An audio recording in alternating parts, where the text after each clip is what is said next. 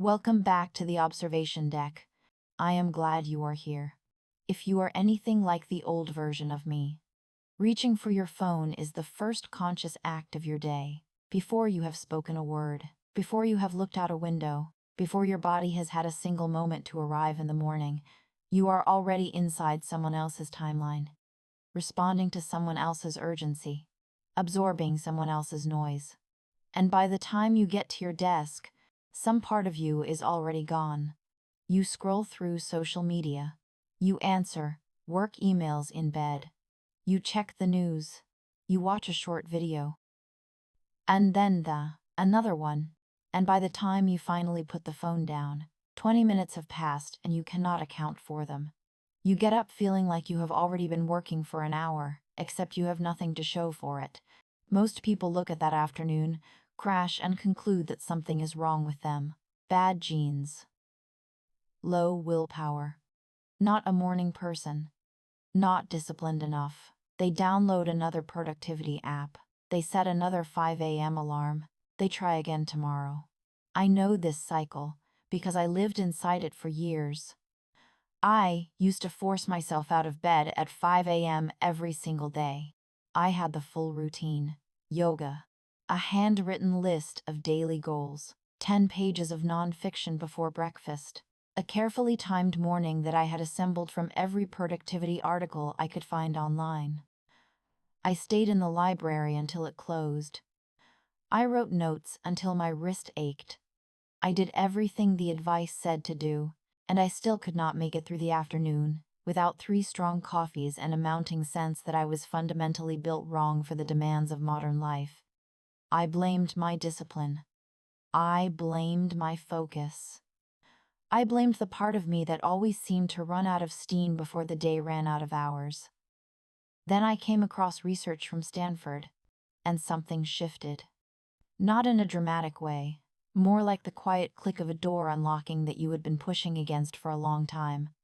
I stopped blaming myself, and for the first time, I could see a clear and specific reason for what I had been experiencing. The problem was not me.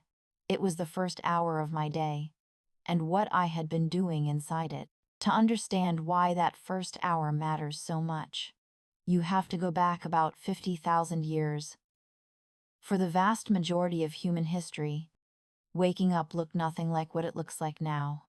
When your ancestor opened their eyes in the morning, the first thing they did was walk to the entrance of whatever shelter they had and let light hit their face. They scanned the horizon not because it was a wellness practice, but because survival required it. Were there predators nearby? Was the weather shifting? What did the day require? This was a slow, embodied transition from sleep to wakefulness. The body came online gradually. The brain oriented itself to the immediate physical environment before it took on any abstract task. The nervous system had time to calibrate. That process was not accidental. It was a finely tuned biological tool, one that took tens of thousands of years to develop because it worked. And because it worked so reliably, it was passed down. It is still inside you, right now. Running the same programming. It ran in the cave. Your body still expects to wake up the same way your ancestors did. The problem is that the world around that ancient system has changed almost beyond recognition. While the system itself has not. Today, most of us sleep in sealed rooms with blackout curtains, wake to an artificial alarm sound, and within moments are holding a bright rectangle of light approximately 30 centimeters from our face.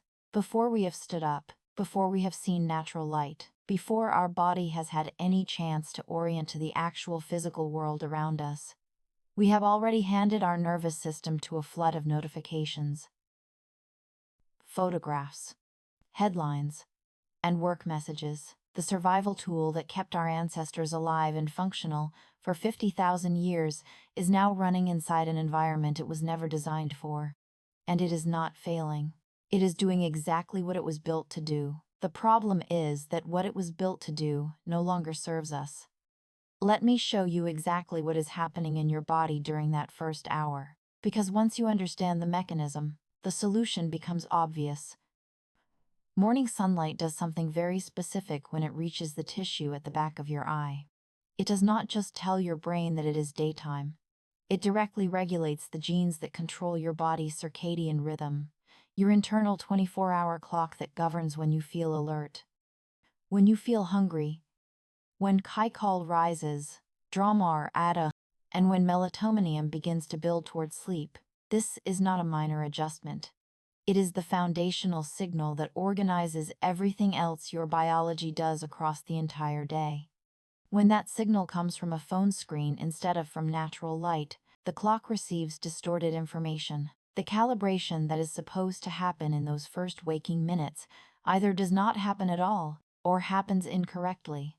Everything downstream, your energy curve, your focus window, your mood, your sleep quality that night, is built on a foundation that was set crooked from the start. Stanford research on dopamine adds another layer to this. Social media and notifications deliver rapid, unpredictable bursts of stimulation, exactly the kind of input that triggers dopamine release most efficiently.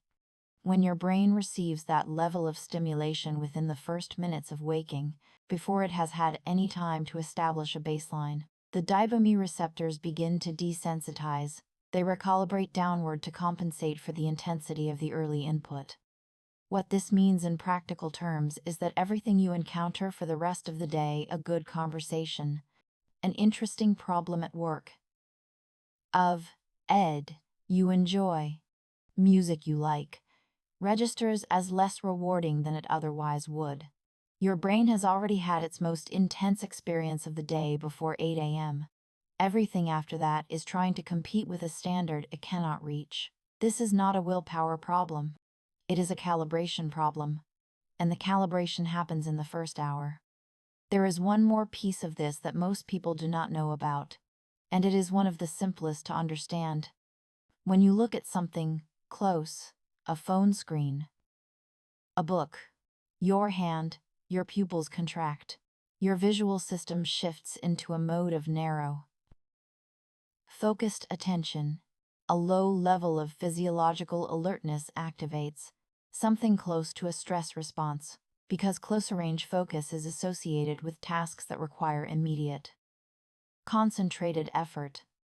When you look at something far away, a window, a sky, a distant tree line, the opposite happens. Your pupils widen, your peripheral vision opens up, your heart rate slows. Your nervous system moves toward a state that researchers associate with open attention, creative thinking, and reduced anxiety. The first thing you train your visual system to do each morning teaches your nervous system what mode to operate in for the rest of the day. 30 centimeters of phone screen trains it toward narrow stress.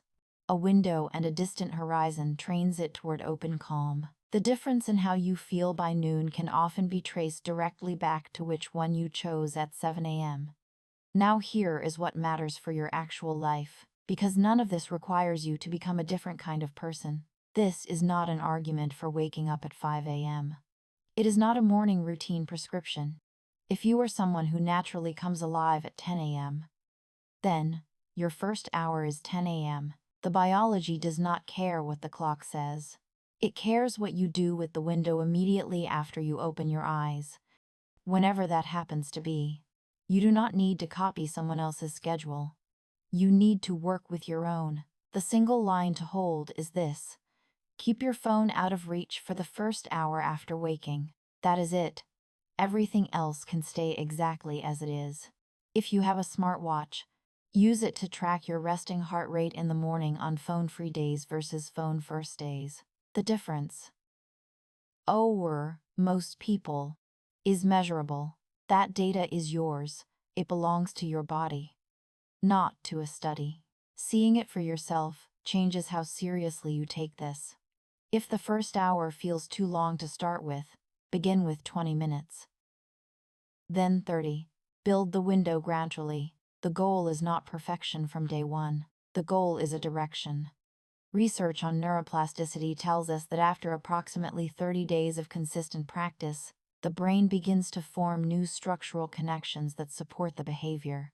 You stop needing to remind yourself. The new pattern starts to feel natural, because neurologically, It has become part of how your brain operates. The focus you experience in the afternoon starts to feel normal. And then, when you slip back into the old pattern, you notice immediately because you now have a comparison point. I want to be clear about something before we finish today. The midday crash, the afternoon fog, the feeling of being perpetually behind on your own energy. None of that is evidence of a character flaw. It is not laziness. It is not weakness. It is a biological system responding predictably to a specific set of inputs it was never designed to handle. You did not do anything wrong. You were just working with incomplete information. Now you have the information. Tomorrow morning, when the alarm goes off and your hand moves toward your phone out of habit, pause for just a moment. Let the hand stop. Open your eyes, turn your head toward the window, or walk to the nearest one, and find the farthest point you can see. Then take 5 slow breaths while you look at it. That is all. 5 breaths and a distant point of focus. It will take less than 2 minutes. And it will begin to tell your brain, at the deepest biological level, a different story about what the day is going to require of you. Start there.